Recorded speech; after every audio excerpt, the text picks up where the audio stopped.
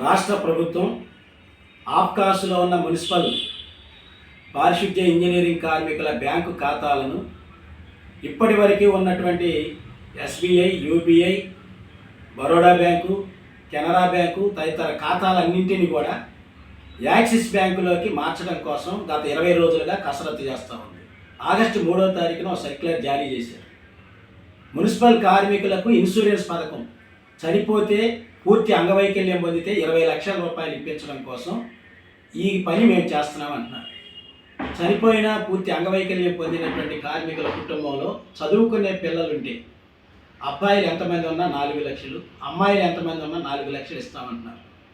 వీటితో పాటు పాక్షిక అంగవైకల్యం పొందితే జరిగిన నష్టాన్ని బట్టి 75% దాకా ఇస్తామంటున్నారు. ఇవి కాకుండా సాధారణ మృతి చెందితే 2 లక్షల రూపాయలు ఇస్తామంటున్నారు. ఇవన్నీ అదనం. ఇప్పటివరకు మున్సిపల్ డిపార్ట్మెంట్ ఇస్తున్నటువంటి యాక్సిడెంటల్ డెత్ 5 లక్షల రూపాయలు, సాధారణ మృతికి ఇచ్చే 2 లక్షల రూపాయలు యథావిధిగా వస్తాయని కూడా చెప్తున్నారు. అయినా యాక్సిస్ బ్యాంకులోకి ఖాతాలు మార్చడం వల్ల కొన్ని సమస్యలు మున్సిపల్ కార్మికులు ఎదుర్కోబోతూ ఉన్నారు. అందులో ప్రధానంగా ఒకటి, యాక్సిస్ బ్యాంకు రాష్ట్రంలో 123 మున్సిపాలిటీలు అన్ని చోట్ల లేదు. లేని యాక్సిస్ బ్యాంక్ లేని చోట కార్మికుల అకౌంట్లు ఎట్లా నిర్వహిస్తారు, జీతభత్యాలు ఎట్లా చెల్లిస్తారు అనేది ప్రధానమైన సమస్య. 2, ఈ బ్యాంకులో అకౌంట్ ఓపెన్ చేయాలంటే అందరూ సంతకాలు చేయాలి. నిశానిగా ఉంటే అకౌంట్ ఓపెన్ చేయాలంటున్నారు. మరి దాని పరిష్కారం ఏంటి అనేది కార్మికులకు చెప్పాలి. 3వది, పిఎఫ్, ఈఎస్ఐ సంబంధించినటువంటి చిక్కుముడులు ఏర్పడే అవకాశాలు ఉన్నాయి. ఇప్పటికే పిఎఫ్, ఈఎస్ఐ ఖాతాలు 4 అకౌంట్లు రన్ అవుతుంది గతం నుంచి. ఒకప్పుడు మధ్యవర్తి ద్వారా ఇచ్చేవాళ్ళు 2018కి ముందు. 2019లో చంద్రబాబు గారి ప్రభుత్వం 279 జీవో తీసుకొచ్చింది వర్కౌట్ సోర్సింగ్ పేరుతో. అట్లాగే ఆ తర్వాత జగన్మోహన్ రెడ్డి గారి ప్రభుత్వం టౌన్ లెవెల్ ఫెడరేషన్ అని మార్చారు. ఆ తర్వాత మరలా జగన్మోహన్ రెడ్డి గారి ప్రభుత్వం ఆప్కాస్ అని పెట్టింది. ఈ 4 రకాల అకౌంట్లు రన్ అవుతున్నాయి. పిఎఫ్ డబ్బులు, ఈఎస్ఐ డబ్బులు సక్రమంగా ఖాతానికి జమ కావట్లేదు. కార్మికులు ఇప్పటికీ ఇబ్బంది పడుతున్నారు. ఇప్పుడు వీటికి తోడు అదనంగా మరలా ఇప్పుడు యాక్సిస్ బ్యాంకులోకి మారిస్తే, ఈ యాక్సిస్ బ్యాంకులోకి మార్చడం ద్వారా పిఎఫ్, ఈఎస్ఐ నిధులకి కష్టాలు వచ్చే పరిస్థితి ఉంది. ఇదే కాకుండా క్రెడిట్ కార్డు కంపల్సరీ అన్నారు. మరి క్రెడిట్ కార్డు కంపల్సరీ అయితే ఈ చదువు సంఖ్య పెద్దగా లేని మున్సిపల్ కార్మికులు క్రెడిట్ కార్డు ద్వారా ఎన్ని ఇబ్బందులు పడతారో దీన్ని ఏమన్నా మున్సిపల్ అధికారులు కానీ బ్యాంక్ అధికారులు పరిశీలించారని మేము అడుగుతూ ఉన్నాం. ఇప్పటికే ఏటీఎంల దగ్గరికి వెళ్ళి చదువుకున్న వాళ్ళే, పెద్ద డిగ్రీలు, ఎంఏలు చేసిన వాళ్ళే మోసపోతూ ఉన్నారు, డబ్బు నష్టపోతూ ఉన్నారు.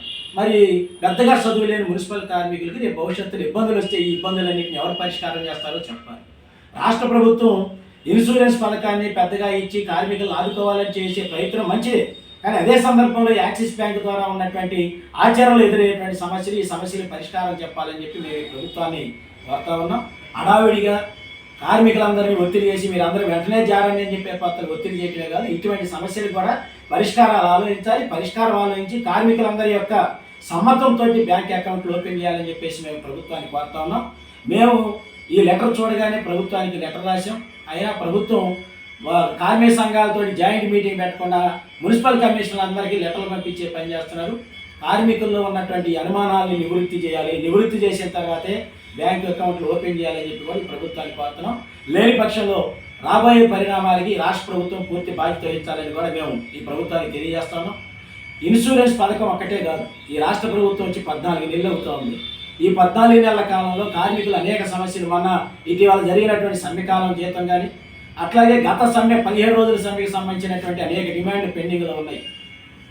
ఎక్స్గ్రేషియో కానీ, అట్లాగే దాన సంస్కారాలకు ఇచ్చేది 15,000 20,000 పెంచడం, రిటైర్మెంట్ బెనిఫిట్ 75,000 ఇచ్చేది.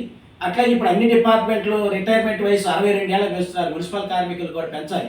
సంక్షేమ పథకాలు వీటికి సంబంధించి కూడా వెంటనే ప్రభుత్వం వేగంగా స్పందించి ఈ సమస్యను కూడా పరిష్కారం చేయాలి. లేని పక్షంలో మున్సిపల్ కార్మికుల కోపాగ్నికి ప్రభుత్వం గురి కావాల్సి వస్తుందని చెప్పేసి హెచ్చరిస్తూ ఉన్నాం. కె ఉమాశ్వరరావు, రాష్ట్ర ప్రధాన కార్యదర్శి, AP municipal workers and employees federation, CIT అనుబంధ సంఘం.